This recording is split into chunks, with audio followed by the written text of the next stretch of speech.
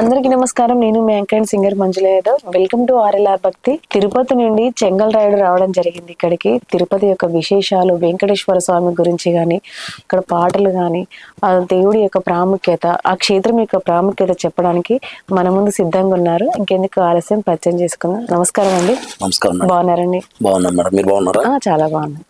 So Tirupati నుంచి మనది గ్రామం ఎక్కడ మేడం? మాది వచ్చి చిత్తూరు డిస్టిక్, వంపిచర్ల మండలం, గానుగ చింత అనే ఒక మారుమూల ఒక గ్రామం మేడం.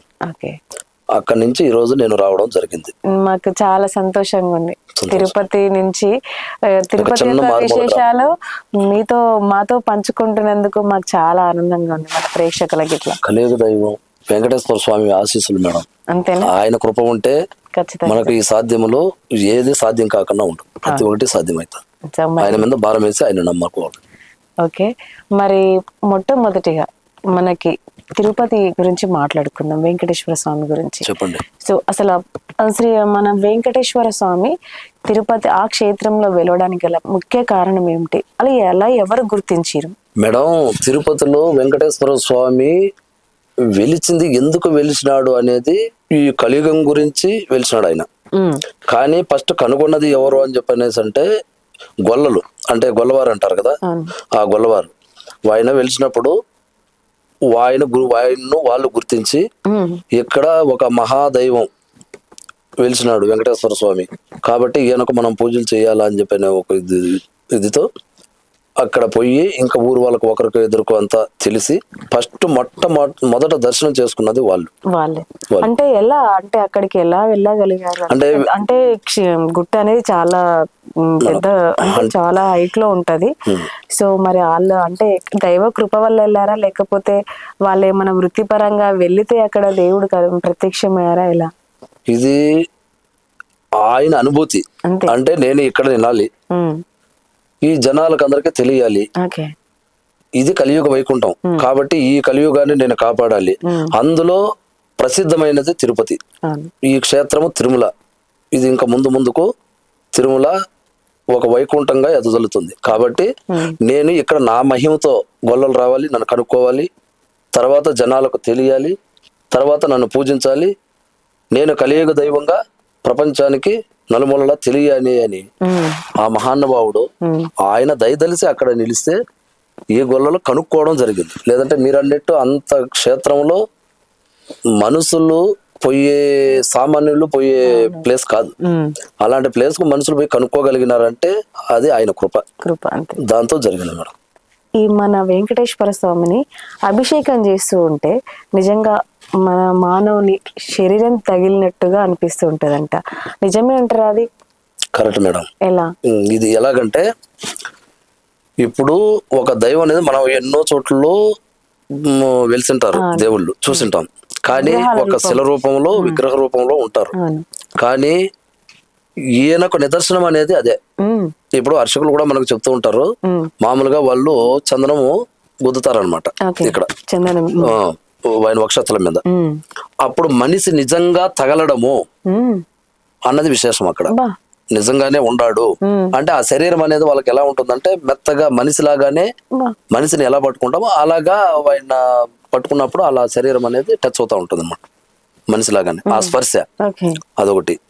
రెండోది, ఈ చెవు ఉంది కదా, ఈ చెవు దగ్గర వెళ్ళి స్వాములు ఆయనకు పూలు ఇవన్నీ అలంకరిస్తారు కదా, ఆ అలంకరించేటప్పుడు చెవు దగ్గర చూస్తే ఒక మహాధ్వని, గలగల గలగలని శబ్దం, కింద సముద్రం, ఆ సముద్రం అలలు ఈ అర్చకులకు వినపడుతున్నాయని చాలా మంది దాకా చెప్పారు. అది జరిగింది, ఇప్పుడు కూడా ఉంది కూడా, కరెక్ట్ గా అదిలాగా జరిగింది, జరిగింది. ఇది రెండోది వచ్చేసి ఏమిటంటే ఈ వెంట్రుకలు ఉన్నాయి కదా, ఈ వెంట్రుకలు మామూలుగా అక్కడ కనపడేది మనకు శిలే, కానీ మనకు మాత్రం భక్తులకు మాత్రము శిల రూపంలోనే ఉంటాడు ఆయన. కానీ ఈ అర్చకులకు మాత్రము, ఎందుకంటే అర్చకుల దగ్గరికి వెళ్తారు, ఆయన పూజిస్తారు, ఆయన టచ్ చేస్తారు కాబట్టి ఆ మహానుభావుడి దర్శనము మనకు కలుగుతుంది. కానీ వాళ్ళు మాత్రము అక్కడ వెళ్ళి ఆయన టచ్ చేస్తారు కాబట్టి ఆ శరీరం నిజంగా మనిషి రూపంలోనే ఉన్నట్టు తగలడము, ఈ వెంట్రుకలు నిజమైన వెంట్రుకలు లాగానే వాళ్ళకు ఆ వెంట్రుకలు కూడా తగలడము. రెండోది ఈ అలలు శక్తి, ఈ అలలు సముద్ర ధ్వని అది కింద వినిపించడము, ఇవన్నీ ఆ కలియుగ దైవం మహానుభావుడు మనకు ఈ కలియుగం గురించి వెలిసినాడు కాబట్టి ఖచ్చితంగా ఇది మాత్రం వాస్తవం. అవును, ఇది అర్చకులు చెప్పినట్టు మనం విన్నాం.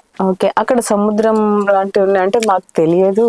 అది సముద్రం అనేది ఎక్కడుంది, అలలు ఎక్కడి నుంచి వస్తాయి అనేది ఎవరికి తెలియదు ఇంతవరకు. కానీ మనకు అర్చకులు చెప్పిన విధానం ప్రకారము అది ఖచ్చితంగా వాస్తవం. మేము చెప్పినటువంటి 3 కూడా ఏది ఎంట్రుకలు అనేటివి నిజంగానే ఉండడం మనకు శిల రూపంలోనే కనపడతాయి భక్తులు. అంటే భక్తులకు ఎంట్రుకలు కనిపించడం జరుగుతుందా? భక్తులు కనపడవు. కానీ ఆయన అది కూడా వాళ్ళకు కనపడాలి అంటే వాళ్ళు ఎంతో పుణ్యం చేసుకున్న వాళ్ళు కాబట్టి అర్చకులు అంటే ఆయన్ని 24 గంటలు ఆయన పాదాల దగ్గర ఆయన స్మరిస్తూ ఆయన పాదాల దగ్గర ఉండేవాళ్ళు కాబట్టి ఖచ్చితంగా వాళ్లకు ఏమున్నా కానీ ఆయనలో నిజస్వరూపం అనేది వాళ్ళకి తెలియాలి. తెలిస్తేనే ఇది వెలుగులోకి వస్తుంది. కాబట్టి ఆ వెంట్రుకలు ఉండడము, ఈ మహాధ్వని, ఆ అలల శబ్దము అది రావడము, పోతే మనిషి రూపంలో శరీరం తగలడము, ఇవన్నీ వాస్తవం. సో మీరు అన్నట్టుగా వెంట్రుకలు అన్నారు. సో అక్కడ అంటే భక్తులు వెళ్ళినప్పుడు ప్రతి ఒక్క కుటుంబంలో ఖచ్చితంగా అక్కడికి భక్తులు వెళ్ళినారంటే ఖచ్చితంగా కేశ సమర్పణం అంటే కేశాలు ఇవ్వడం జరుగుతుంది. సో దాని గల తలనీలాలు అంటారు. సో తలనీలాలు ఇవ్వడం జరుగుతుంది.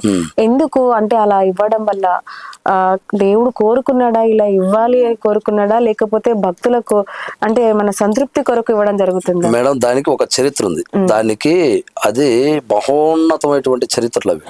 ఇప్పుడు ఎందుకంటే 7 కొండలు అంటారు.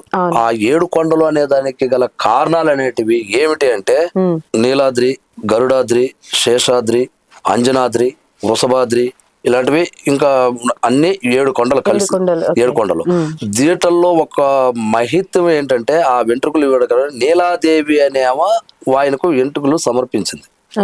సమర్పించడంతో అప్పుడు ఆయన ఆమెకు దీవెనిచ్చాడు, అభయం ఇచ్చాడు అన్నమాట. ఎందుకంటే ఈయన అలసిపోయి పడుకో ఉంటాడు. పడుకున్నప్పుడు ఆ వెంట్రుకలు అక్కడ ఇక్కడ తిరిగి ఆ వెంట్రుకలన్నీ మాత్రం ఆయనకు అంటే అది ఎందుకని చెప్పానంటే ఫస్ట్ ఈ ఒక గొల్ల కాపరి ఒక అతను ఉంటాడు. ఈ గొల్ల కాపరి అనే అతను ఈ గుడ్లు మేపుతా ఉంటాడు అన్నమాట ఒక రాజు దగ్గర. ఆ రాజు అంటే కలియుగం మనకు పుట్టడము కారణం ఏంటంటే స్టార్టింగ్ అది. అప్పుడు ఈ గొల్ల కాపరి అనే అతను ఏం చేస్తాడంటే రాజు దగ్గర పని చేస్తా ఉంటాడు. ఆయన ఎలా చేస్తాడు, ప్రతి నిత్యము ఈ ఆవులను ఈ అడవిలోకి తీసుకెళ్లడము, అవి మేపుకోవడము, తర్వాత ఇంటికి రావడము, దాని పాలు పిండడము, పాలు పిండి యూజ్ చేసుకోవడం, ఇలా జరుగుతా ఉంది అనమాట. అక్కడ ఏం జరిగిందంటే ఒకరోజు దాంట్లో ఒక ఆవు, ఆ ఆవు ప్రతిరోజు వెళ్ళి ఒక పుట్టలో నిల్చుకొని ఆ పాలు మొత్తము అక్కడ కుమరిచ్చేసి ఇంటికి వస్తా ఉన్నది. అప్పుడు ఈ గొల్ల అతను గమనించాడు అనమాట, అంటే పశువుల కాపరి. ఇన్ని ఆవులు ప్రతి ఒక్క ఆవు మనకు పాలిస్తున్నాయి, కానీ ఈ ఆవుకు పాలు పిండుదాం అనుకుంటే ఒక్క చుక్క రావడం లేదు. ఇది ఏమి చేస్తా ఉంది అనే దాన్ని బట్టి ఆయన తెలుసుకొని ఆ ఆవు వెనకంటే వెళ్తాడు. వెళ్ళినప్పుడు ఇది చరిత్ర జరిగింది స్టోరీ. అప్పుడు ఆ వంటి వెళ్ళినప్పుడు ఈయన భృగు మహర్షి ఎప్పుడైతే ఆయన వక్షస్థలం మీద వైకుంఠంలో అక్కడ తన్నినాడో దానికి ఒక చరిత్ర ఉంది. ఆ చరిత్ర తెలుసు కదా మీకు? అది ఎలాగంటే ఇప్పుడు నారదుడు చేసే పని అది. నారదుడు ఏం చేస్తాడంటే ఈ భృగు మహర్షి అనే ఆయనకు చాలా గర్వం ఎక్కువ. నేను ఎక్కడికి వెళ్ళినా ప్రతి ఒక్కరూ నాకు ఆహ్వానం పలకాలా, నన్ను గౌరవించాలా, నాకు విలువ ఇవ్వాలా, నేను ఎక్కడో కూర్చోవాలా, అందరూ కింద కూర్చోవాలా, నేను ఆ పైన కూర్చోవాలనే ఒక భావన. అది ఇప్పుడు ఆల్రెడీ మన మనసులో కూడా అందరిలో కొంతమందిలో ఉందనుకోండి. అది అక్కడి నుంచి పురాణం నుంచి వచ్చినట్టువే ఇవన్నీ. ఈ రోజు మనం కొత్తగా వీళ్ళకి చెప్పేది బృహ మహర్షి. ఆ బృహ మహర్షి నుంచే పుట్టింది కలియుగం. ఇంకా అంటే అక్కడి నుంచే పుట్టిండేది. అప్పుడు ఆయన ఏం చేస్తాడంటే ఆ విధంగా అహం ఉంటుంది. అప్పుడు ఈయన అహాన్ని అంచాలా అని చెప్పానంటే శ్రీ మహావిష్ణువు ఆయన ఒక్కడే అని చెప్పి నారదుడు గమనిస్తాడు. అప్పుడు నారదుడు గమనించి ఏం చేస్తాడంటే ఒక యజ్ఞం కాడికి ఈ భృగు మహర్షి అనే ఆయన వస్తాడు. వచ్చినప్పుడు అప్పుడు ఆయన్ను అలాగే గౌరవాలు ఆయన అనుకున్నట్టే జరుగుతూ ఉంటాయి. ఓకే. అప్పుడు ఈ నారదుడు ఏం చేస్తాడంటే, స్వామి మీరు ఎక్కడికి వెళ్ళినా మీరు కోరుకున్నట్టే ఇలా జరుగుతూ ఉంది, కాకపోతే అన్ని విధాలలోనూ నీకు ఇలాగే జరుగుతుందా అని చెప్పని క్వశ్చన్ వేస్తాడు. నేను ఎక్కడికి పోయినా నారదా ఇదే విధంగానే నాకు గౌరవము హోదా అన్నీ ఉంటాయి అని చెప్పనేసి అంటాడు. ఉండదు గాక ఉండదు, ఒక్క చోటుకి వెళ్తే ఉండదు నీకు ఈ గౌరవం అనే దాన్ని బట్టి ఆ నారదుడు అనేది చెప్తాడు. ఆయన ముందే కోపిష్టి, అహంకారి. అలాంటప్పుడు నాకు గౌరవం లేని చోటు ఎక్కడ ఉంది ఈ ముల్లోకంలో? ఎక్కడైనా సరే, ఈ రోజు కలియుగంలోనే కాదు, ఎక్కడైనా సరే ముల్లోకంలో నాకు గౌరవం లేని చోటు ఎక్కడుంది నారదా అని చెప్పనేసి అంటాడు. స్వామి మీరు కోపించొద్దండి, శాంతంగా అడగంటే చెప్తాను. సరే అప్పుడు ఆయన చెప్తాడు, అప్పుడు చెప్తాడు, నీకు కైలాసం ఉంది, బ్రహ్మలోకం ఉంది, విష్ణులోకం ఉంది, అంటే వైకుంఠం. ఈ 3 చోట్లకు వెళ్ళినా కొని నీకు ఈ గౌరవం అనేది దక్కదు అని చెప్పనేసి నారదుడు క్వశ్చిస్తాడు. ఆయన గర్వం అంచాలంటే అక్కడ అనుగుతుంది అనమాట. అప్పుడు ఆహా అలాగా, సరే చూద్దాం, ఎక్కడికి వెళ్ళమంటావు నారద అంటాడు. నీ ఇష్టం, నీకు చెప్పేసిన ఈ 3 లోకాలు, కైలాసము, బ్రహ్మలోకము, వైకుంఠము, ఈ 3 లోకాలకు వెళ్ళి నీ గౌరవం ఎంతవరకు ఉందో చూసుకొని రా స్వామి అని చెప్పనేసి ఈయన చెప్పి పంపిస్తాడు.